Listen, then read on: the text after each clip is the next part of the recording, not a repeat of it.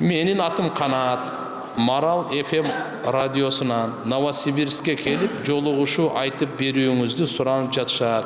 Гонорар канча болот жана башка боюнча сүйлөшөйлүк дедик эле.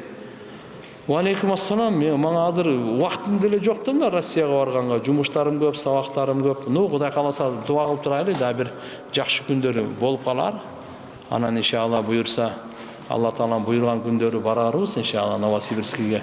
Мурда Чубагдамыла рахматулла алей досубуз экөөбүз бардык эле. Новосибирскке барып, андан кийин Читага барып, бир учур эле да. Ошодон кийин бара элекпиз го дейм. Кудай кааласа иншалла барабыз да. Москва шаарында продуктовый магазинде кассада иштесе болобу? Ал жакта алкоголь суусундуктары да бар. Намаз окууга жолук салынууга каршылык жок, шарттары бар.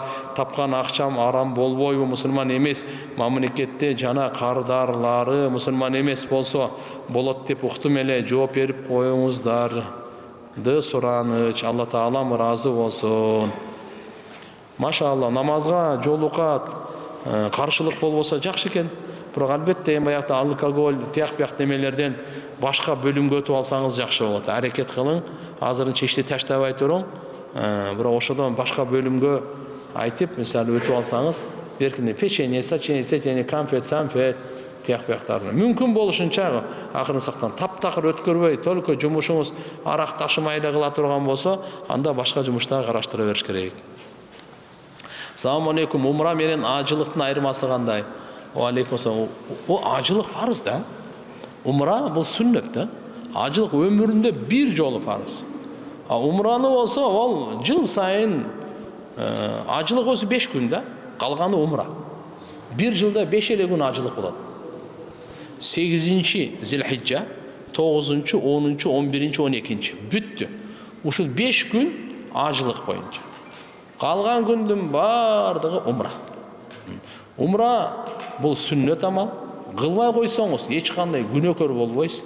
Бирок ажылык фарыз болуп туруп, мүмкүнчүлүк болуп туруп кылбай койсоңуз катуу чоң күнөөкөр болосуз.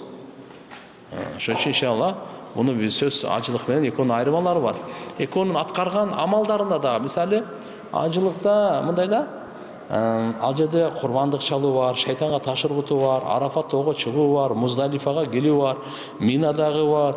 Бир топ иштери көбүрөөк умрага караганда ажылык кыйыныраак. Ошон үчүн Алла Таалам мынакей жылына бир жыл эмес, өмүрүндө бир жолу фарыздык болгондо, машакаты көп болгондугу үчүнчү. Умрада жеңил эле да. Умрада кандай жеңил эле дегеним, ихрам байлайсыз, лаббайк айтасыз, барып туруп таваф кыласыз, Сафа Марвага жүрөсүз, чачты аласыз, чыгасыз. Беркиде деле ошондой.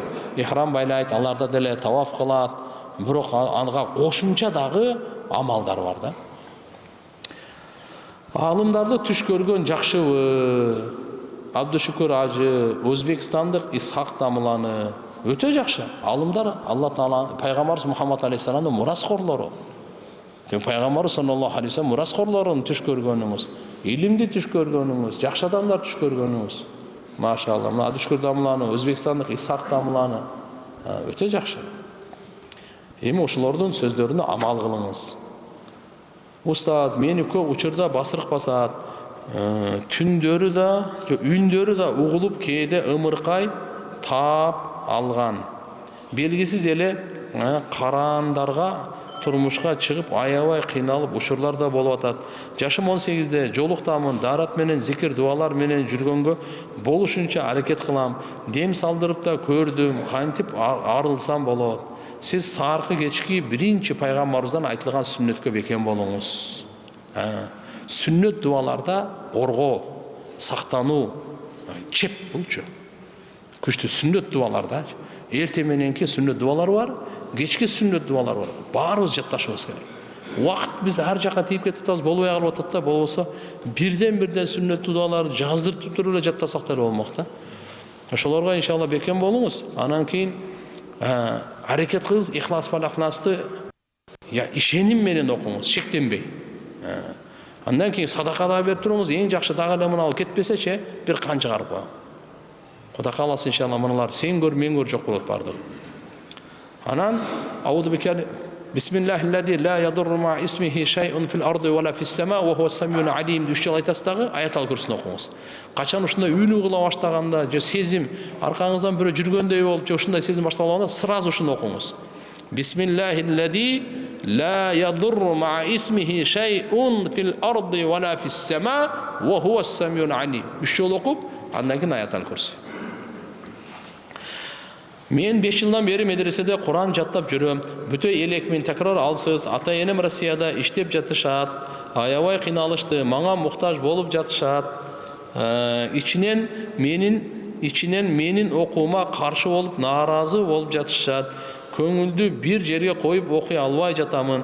Сыгылып, стресс болуп, медреседен дагы чыгып кеттим. Эмне кылышымды билбей калдым. Ата-энеге барың. Тем более медреседен чыгып кетипсиз. Сиз ата-энеңизге барыңыз дагы жардам бериңиз.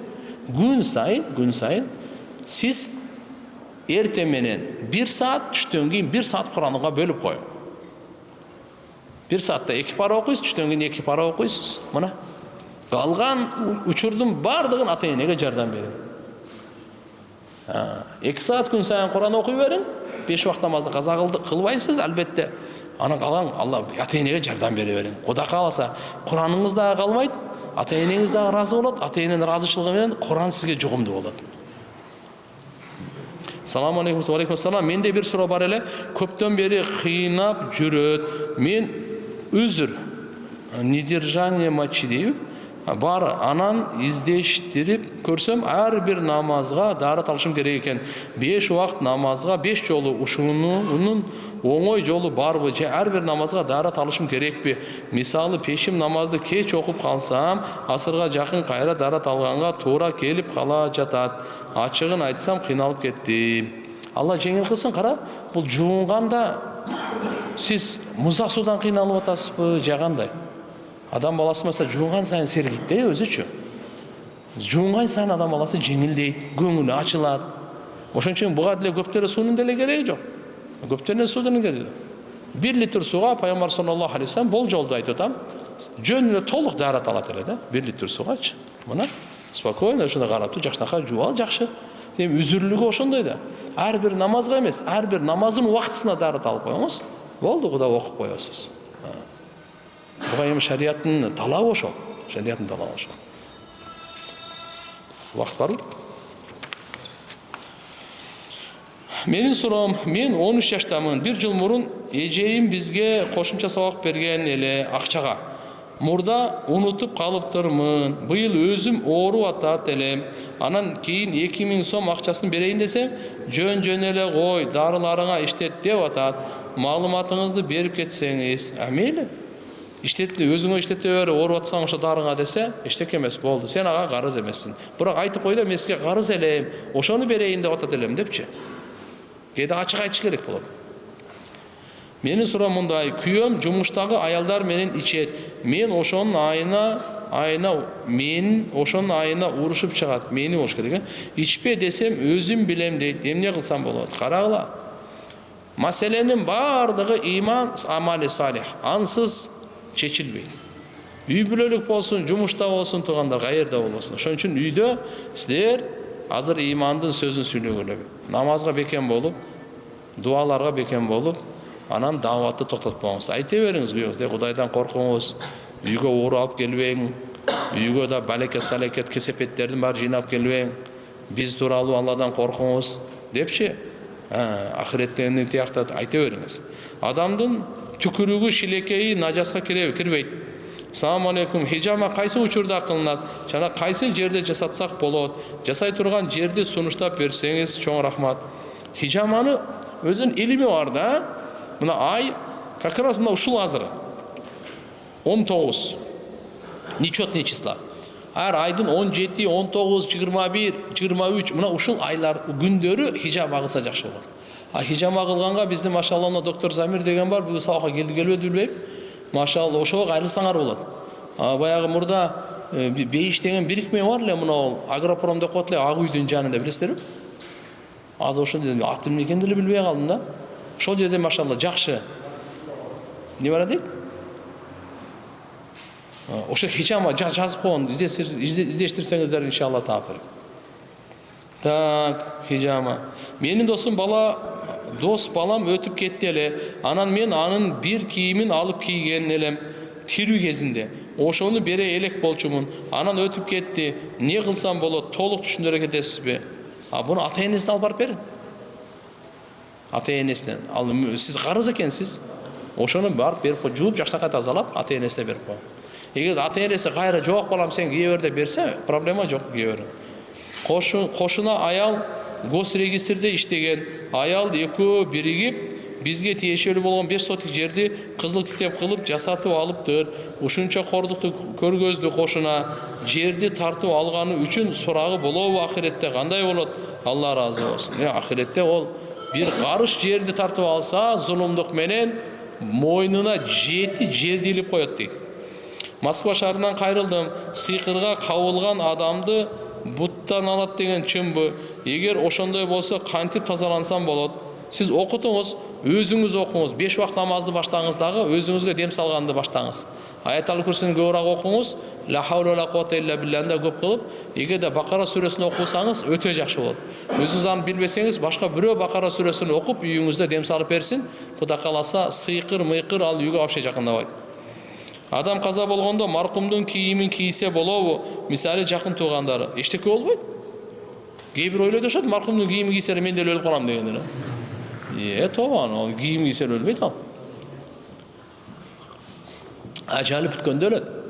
Алла чакырганда өлөт ал. Маркумдун кийими алхамдулилlah карап, эгерде мурас менен бөлүнсө, без проблем кийсе болот. Экинчи суроом, динибизде, шариатта адам каза болгондо күзгүлөрдү жабыш керекпи? Күзгүлөрдү. Эми чоң күзгүлөр болсо жаап эле койгула. Кичинекей күзгүлөр болсо кажет деле жок. Мен 24 жаштамын, аябай жакшы баламмын деп айта албайм. Үйлөнүп ажырашкам. Атам бул дүйнөдөн өткөнүнө 10 жыл болду. Апам бар, бир туугандарым дагы бар. Алар апама каралашат. Мен канча иштесем да, иштеген акчам апамдарга, бир туугандарыма өзүмдөн ашпай жатат. Нәпсимди тыя албай жатам. Ахиреттик абалым кандай болот? Билсем болобу? Жүрөгүм таш болуп бараткансый. Күнөө экенин билсем да кылып жатам. Балким сиз менин ахиреттик абалымды айтсаңыз, же мени урушуңузчу туура жолго түшкүм келет, бирок эч окшошпойт. Эми кантип турсам сизде? Бирок Алла разы болсун ахиретте ойлонгонуңуз үчүн да. Мындай кылыңыз, сиз чөйрөнү өзгөртүң. Жаман балдарды жаман таштаңыз аны. Дос болсо деле таштап коюң. Жаман көрсө жаман көрсүн, кош болсо кошпой эле койсун. Жаман балабы, жаман доспу, таштаңа чөйрөнү өзгөртүң. Кудай кааласа иншалла сизге жашооңузга береке келе баштайт. Кудай кааласа, анан 5 убакыт намазды мешитте окуганга аракет кылып, чын сүйлөңүз. Кандай оор күн болбосун да, кыйналсаңыз да алдабаңыз. Чын сүйлөңүз. Менде бир суроо бар эле, жолдошумдун ойношун экинчи рет билип калдым. Ал мойнуна алган жок, наоборот мени коркутуп сүйлөбөй кеч келип жатат. Мен эмне кыларымды билбейм. 2 кызыбыз бар. Сиз сабыр кыласыз. Намазда дуа ыйлап дуа кыласыз. Келгенден кийин баягындай күйөөңүзгө даават бересиз. Эч кандай эмес. Күйөө аялына, аялы күйөөсүнө даават берсе болот. Проблема жок. Кандай даават? Алланы улуктап, жакшынакай кылып, динди айтып, бактылуу жашоо, таза, адал ак никеңизде биякта турабыз. Арам жолу менен кошулбаң. Ошонун бир кесепетин, убалын, бардык бактысыздыгын үйгө алып келбең деп элечи.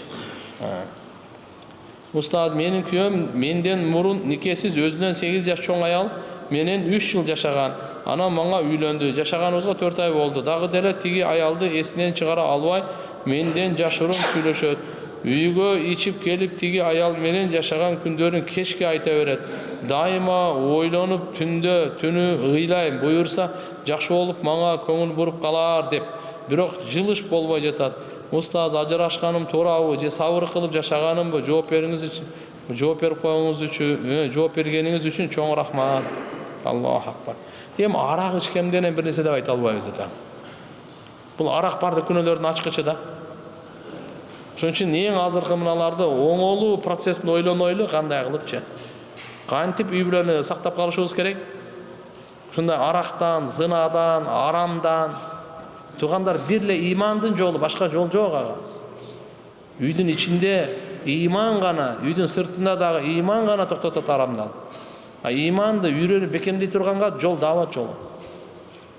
Ошон үчүн ар ким ушул аракет кылыңыздар, иншалла дааватка чыгарганга, жакындары бар, туугандары бар, ага энелери бар, чогуу да чыгып келгенге акырын иншалла Кудай кааласа, иман аракетке келсе, күнөөдөн жиркенич пайда боло баштайт.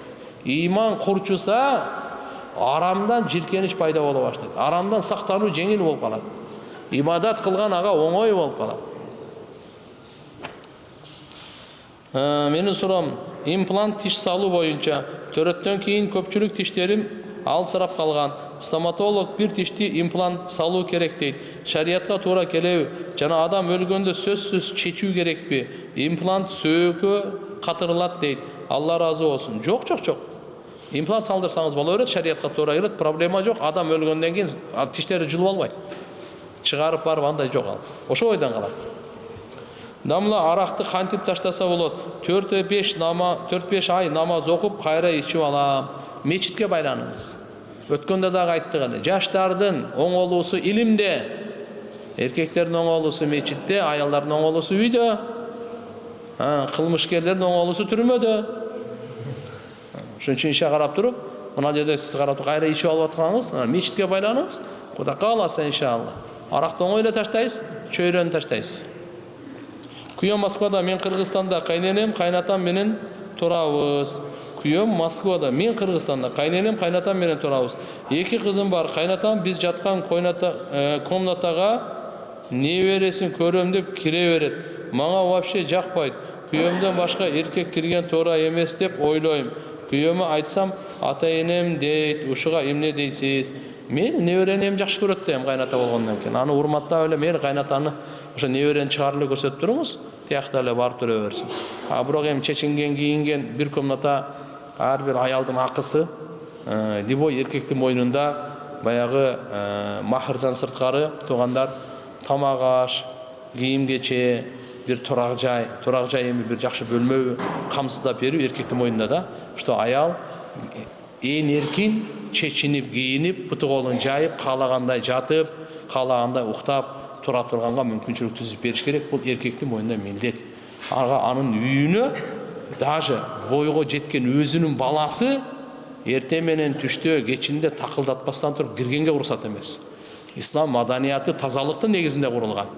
Кайната болсо деле карап кичине онда этиятташ керек. Тим более күйөөсү тиякта өзү баласы менен болсо, мүмкүн чечинген абал болуп калышы мүмкүн. Мүмкүн жа ыңгайсыз абалда уктап аткан абал болуп калышы. Ар кандай да, Ошон үчүн иншалла неберен сыртка неме кылып, проблема жок. Ортосунда мына жакшы урмат сый менен кетиш керек. Вакыт барбы? Жок. Калдыбы? Так. Курандын фазилеттерин угуп 30 параны толук жаттаймын деп ниет кылып, 1 жылда 3 пара жат, 1,5 жылда 3 пара жаттадым. Бирок Куранга аракет кылсам дүйнө иштери калып кетет деп кыжалат боло берем. Оюм бөлүнүп, жумушумда Куран жаттагым эсимден чыгып калат деп кыжалат боло берем. Үйлөнгөнмүн, 2 балам бар. Кантсем болот? Кеп кеңешиңизди берип коюңузчу, рахмат. Туган мындай да. Вакыт бөлсөңүз кыжалат боло бербейсиз. Куранга дагы, дүйнөгө дагы. Дүйнөгө 8 саат берип коюңуз, 8 саат уйкуга берип коюңуз. Нар жакта дагы бир 8 саат калат экен. Ошону Куранга берип коюң. Не кыжалат болосуз? 8 саат дүйнөгө бердиңиз. 8 сааттан кийин деле кыжалат болсоңуз, андай дүйнөнүн кереги жок. Ошон үчүн ошо 8 саат толук бере албайсыңыз, мейли 4 саат берип коюң Куранга. Истикамат менен. Аз болсо дагы уланып турган, бул жакшы да. Аз болсо да уланып турган. Ахаббул а'мал илаллах адвамуха ва ин қалла. Пайгамбардын хадиси бар. Алла Таалага эң сүйкүмдүү амал аз болсо дагы уланып турган. Үзгүлтүксүз болуп турган амал эң сүйкүмдүү экен да. Ошон үчүн сиз 2 саат Куранга берип коюң, ошону 2 сааттан кем кылбаңыз, Кудай кааласа 1 айда көп деген ийгиликке жетесиз. ومن سبحانك اللهم وبحمدك نشهد أن لا إله إلا أنت نستغفرك ونتوب إليك اللهم اغفر لنا وارحمنا وعافنا وارزقنا برحمتك يا أرحم الراحمين.